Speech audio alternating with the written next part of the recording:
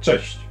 Stali bywalcy kanału pewnie nieraz pamiętają, jak rozlutowywałem coś z pomocą tej stacji. Jest to Combo Extreme PR ZD917, ale w zasadzie to jest rozbudowana stacja ZG915, która jest bardzo popularna.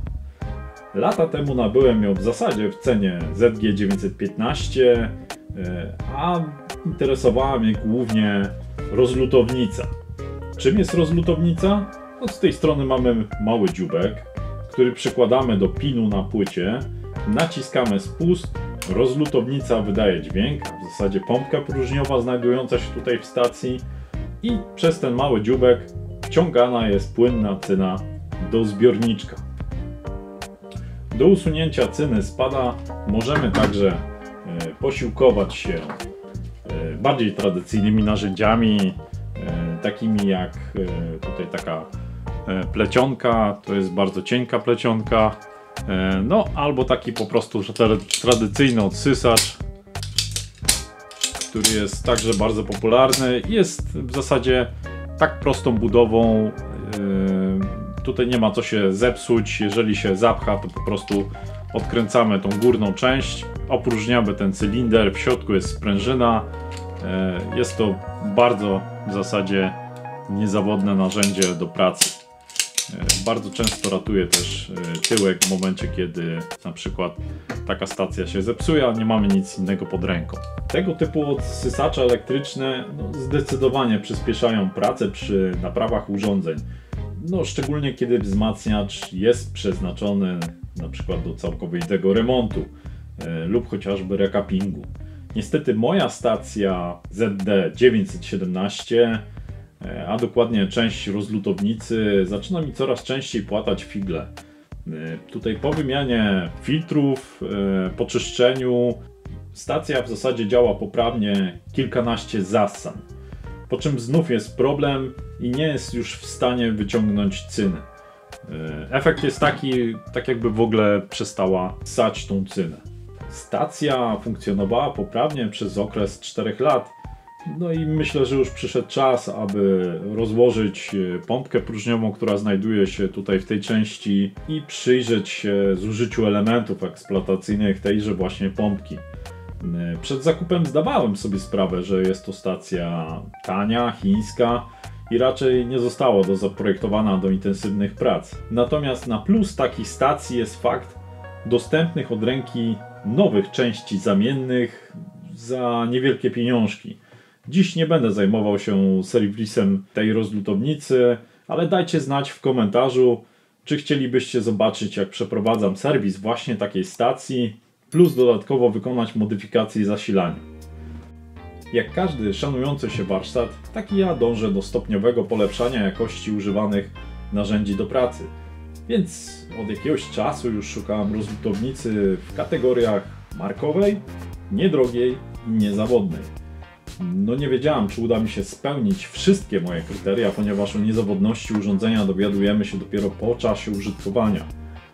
Zastanawiałem się między sprawdzonymi już od wielu lat Hakko FR301-22 a Quickiem 201B.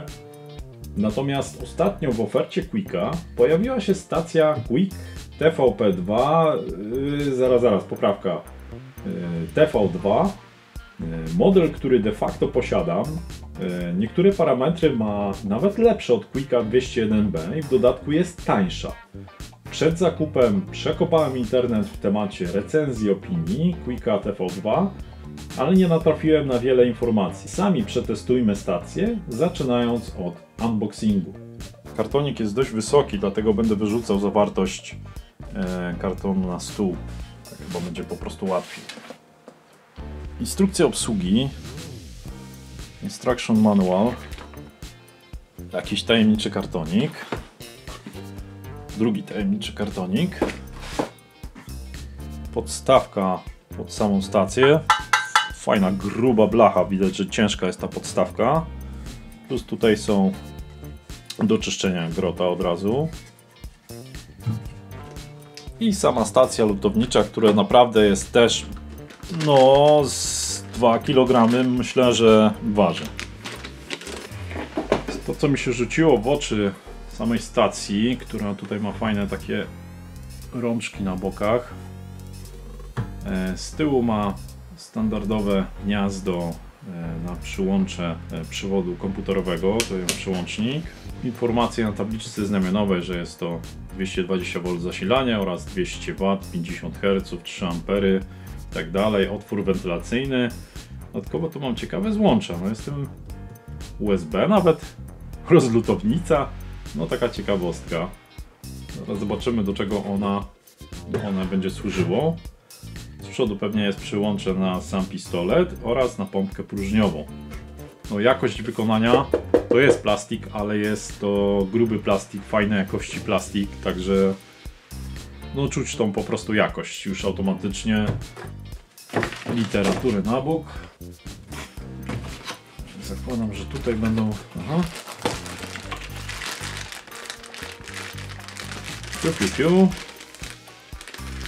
Sporo rzeczy. Widzę, że są też zamienne części. Fajnie.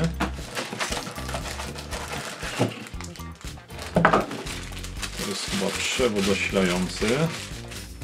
Tak, taki typowy komputerowy przewód zasilający.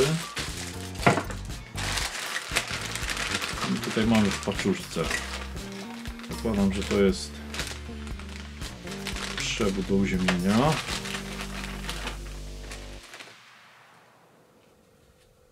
Mamy jakąś taką ciekawą gumę. Tu są filtry pewnie do samego pistoletu. Tip cleaner.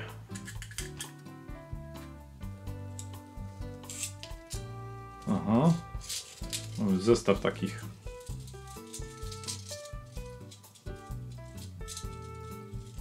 prętów, w zasadzie takich mini pilniczków, można tak to nazwać, do czyszczenia pewnie grotów.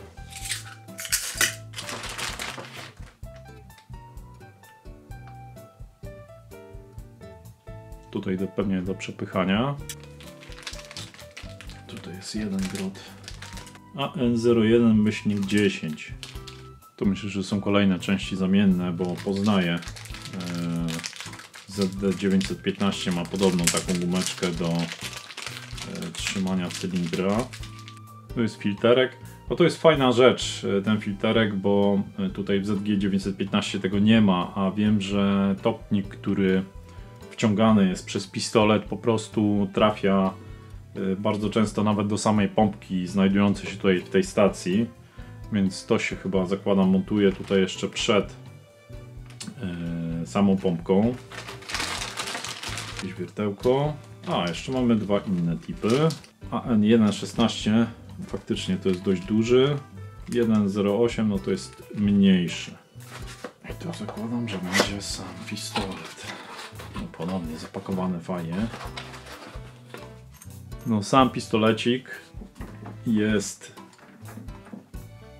w porównaniu do ZG915, powiem szczerze, bardzo, może troszeczkę cięższy.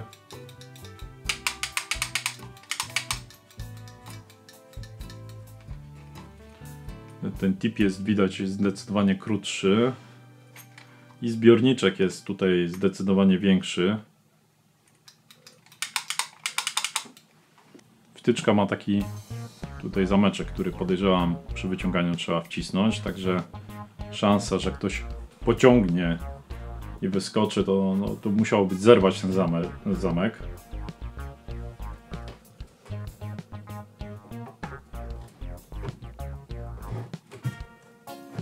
Tak, i się automatycznie blokuje, także przy wyciąganiu trzeba wcisnąć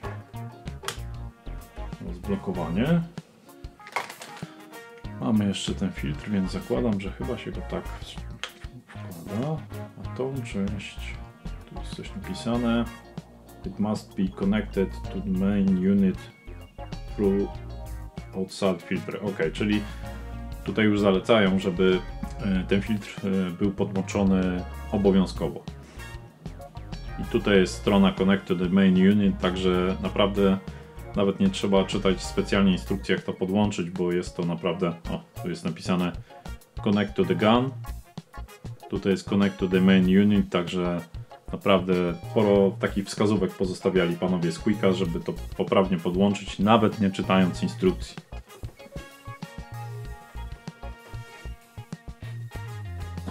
Ok. Jeżeli chodzi o wsadzanie tutaj do pistoletu, to nie ma szans, żeby on gdzieś przypadkiem wypadł. Chodzi bardzo pewnie. Trzeba go wyciągając, nie da się go jakoś tak pod ukosem wyciągnąć też, można, ale na siłę, także trzeba go wyciągnąć odpowiednio z tej stacji. Natomiast powiem szczerze, ten pistolecik taki w rękach wydaje się zabawkowy troszeczkę. Jeżeli chodzi tutaj o sam pistolet, to on też jest pod takim lekkim kątem nachylony w dół, więc może się będzie wygodniej pracowało. ZG915 ma prosty, już się do tego przyzwyczaiłem, także to jest jakaś, powiedzmy, nowość. Nie ma też tutaj takiego uchwytu do demontażu. Gdyby na przykład okazało się, że muszę wymienić tip, no to muszę to rozkręcić i wymienić właśnie ten tip, który tutaj wyskoczył,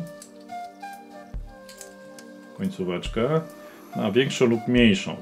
No i de facto tutaj troszeczkę mi zabrakło w zestawie takiego uchwytu, który jest odporny na temperaturę. Można złapać, odkręcić i ewentualnie wymienić ten tip.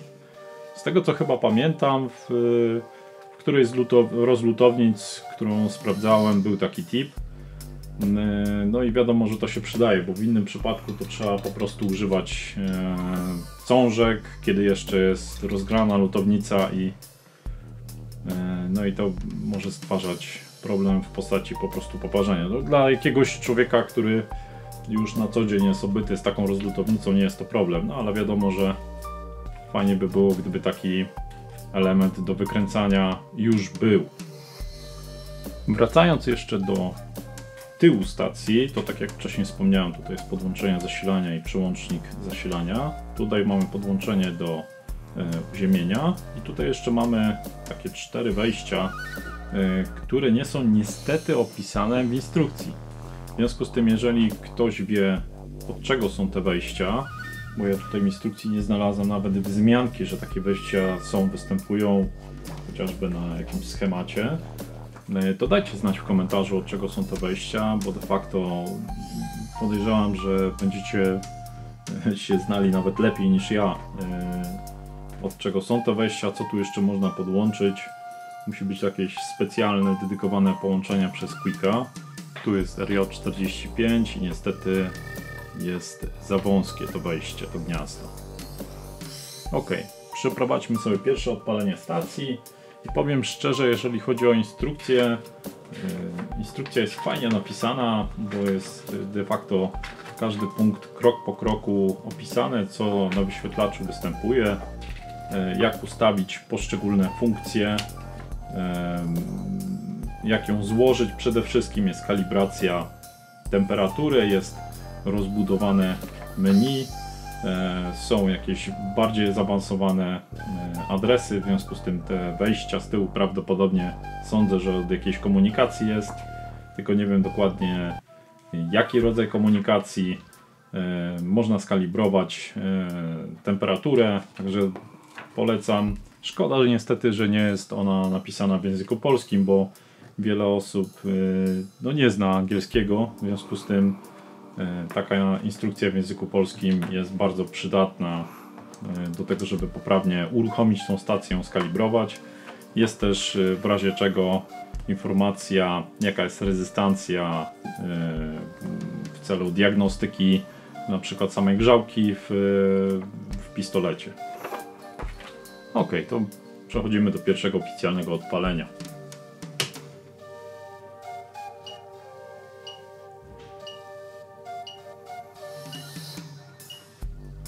Widać od razu po wyświetlaczu, stacja jest ustawiona na stopnie Celsjusza, nie na Fahrenheita. Mamy tutaj, widzę, 3 wstępne ustawienia.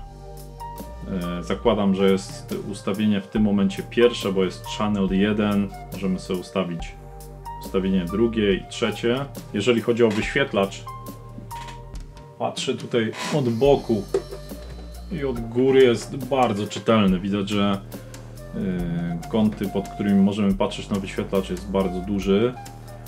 Natomiast teraz cały czas jesteśmy w pierwszej pozycji, która jest ustawiona na 350 stopni. Drugą pozycję przytrzymujemy dłużej i on automatycznie przechodzi do niej.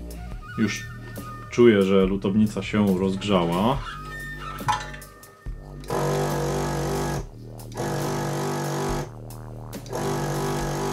Czyli jest zwłoka. Tak myślałem, czy w tym Quicku będzie występowała zwłoka. Właśnie w ZG915 troszeczkę mi brakowało takiej automatycznej zwłoki. Trzeba było po prostu pamiętać, że w momencie jak odsysamy cynę, nie puszczamy od razu spustu. Ta cyna jeszcze musi przelecieć przez tą dyszę grzałki, żeby tam nie została. Tutaj widzę, że już ta zwłoka jest automatycznie zaimplementowana, więc jak ja puszczam spust, jeszcze przez chwilę pompa pracuje, zasysając cynę. Możemy sobie manualnie dopasować temperaturę. Natomiast zobaczmy jeszcze, co tutaj występuje w menu.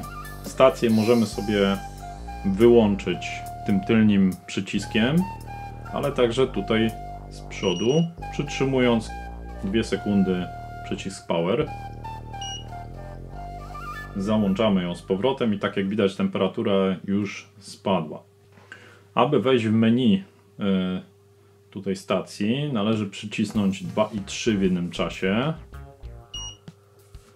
Tak jak widać, mamy tutaj te ustawienia wstępne, które możemy sobie, zakładam, zmieniać. Tutaj ta część ekranu już nie jest dotykowa, tylko i wyłącznie te przyciski 1, 2, 3 plus Power minus. Tutaj mamy pod 2 i 3 co się kryje, możemy wejść, czyli 2 Enter. Możemy sobie w tym momencie zmienić ustawienia wstępne, na przykład na 145, zachować je i mamy zachowane. Teraz aby przejść dalej, tutaj jest jakiś ustawiony adres 2, możemy sobie wyłączyć buzzer, możemy sobie wprowadzić z stacji hasło. Tu jeszcze mamy suction count, czyli jakiś czas, podejrzewam, działania pompki ssania. Jeszcze dalej, czyli do ustawienia języków, czyli mamy angielski i jakiś chiński. Tutaj mamy opcję, podejrzewam, bezczynności, więc mamy akurat 20 minut i wyłączenia 30 minut. To w zasadzie jeżeli chodzi o menu.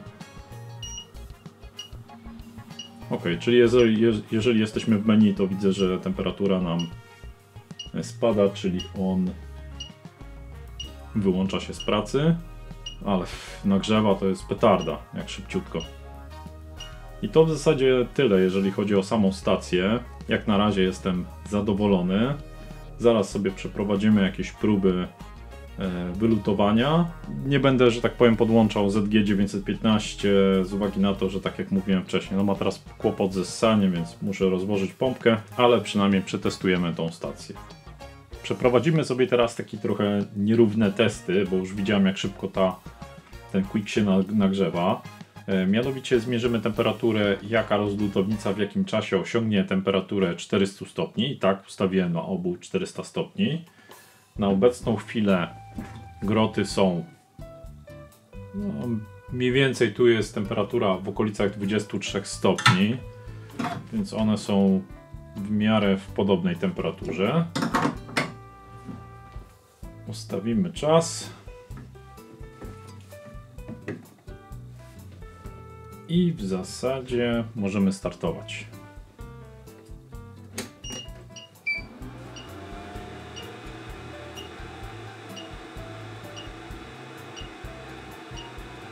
Jak widać, ta już 200 stopni osiągnęła, tutaj dopiero 25. Nic się nie dzieje. 27, tu dopiero ruszyło.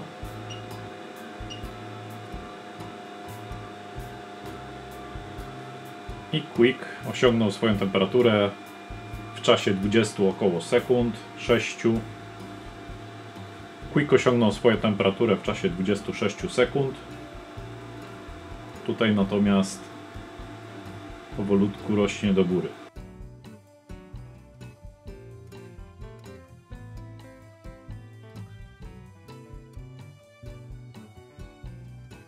W międzyczasie, kiedy stacja Extreme się nagrzewa, możemy przetestować tą silikonową, powiedzmy, łapkę do odkręcania grotów. Także grot jest nagrzany do tych 400 stopni i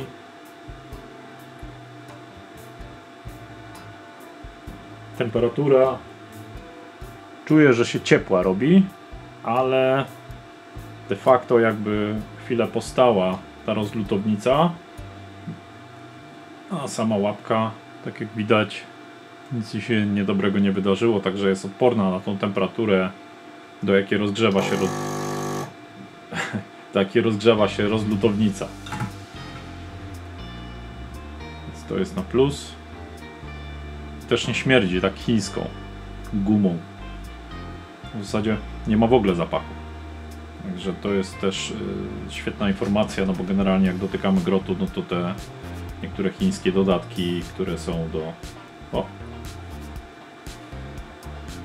2 minuty 30. Także ta rozlutownica ma gorszy czas o ponad 2 minuty w stosunku do Quicka. Ok. Na stole mam płytę chyba od Pioniera 502, nie pamiętam już teraz.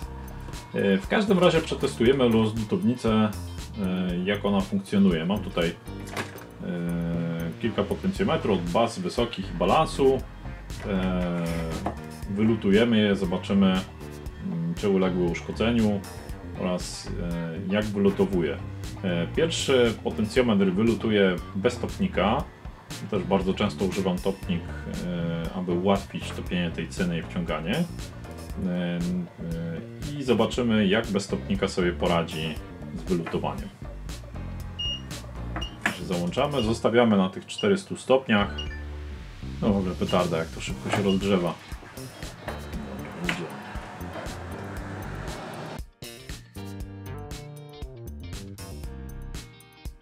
Jest trochę za duża końcówka.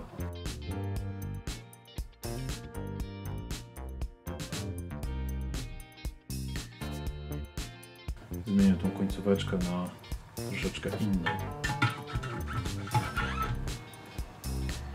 Teraz założyłem końcówkę z końcówką 0,8.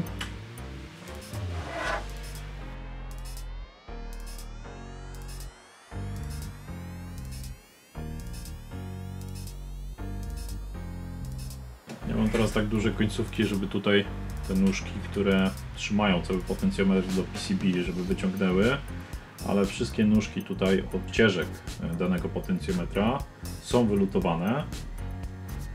Tak, dokładnie. Także jeżeli chodzi o wylutowanie, to widzę, że one są czyściutkie. Jeszcze pojadę następny potencjometr, bo to i tak jest do wylutowania.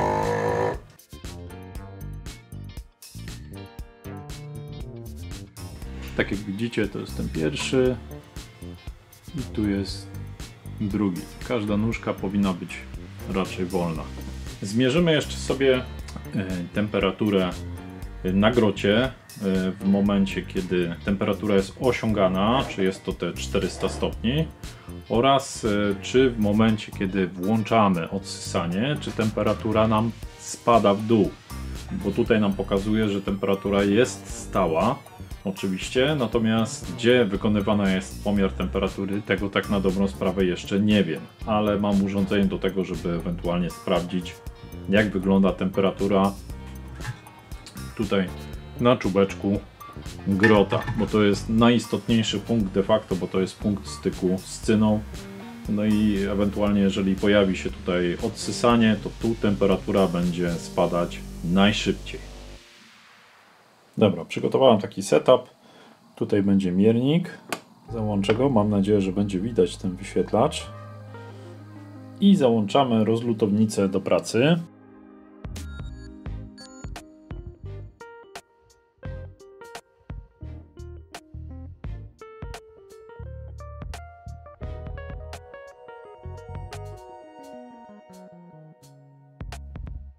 Pomiar, jaki wskazuje, to 385 stopni na końcu grota.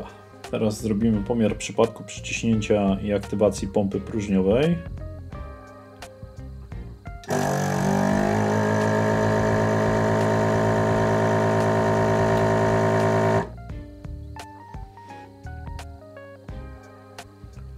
Niestety tutaj troszeczkę mi to pracuje.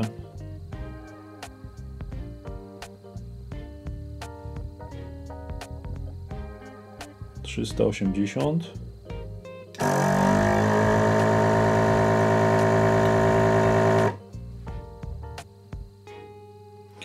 No, temperatura o kilka stopni spada. Tak dla porównania jeszcze ustawiłem stację tą Extreme do pomiaru temperatury. Ustawiłem tutaj 400 stopni, tak jak widać zostało to osiągnięte. Temperatura wskazywana na końcu grota jest 362 i jeszcze delikatnie rośnie, jak widać. Poczekamy, aż się troszeczkę ustabilizuje.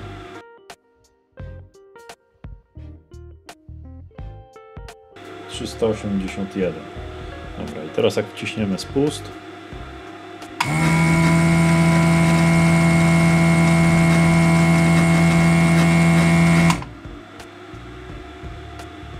no, dobre 10 stopni spada.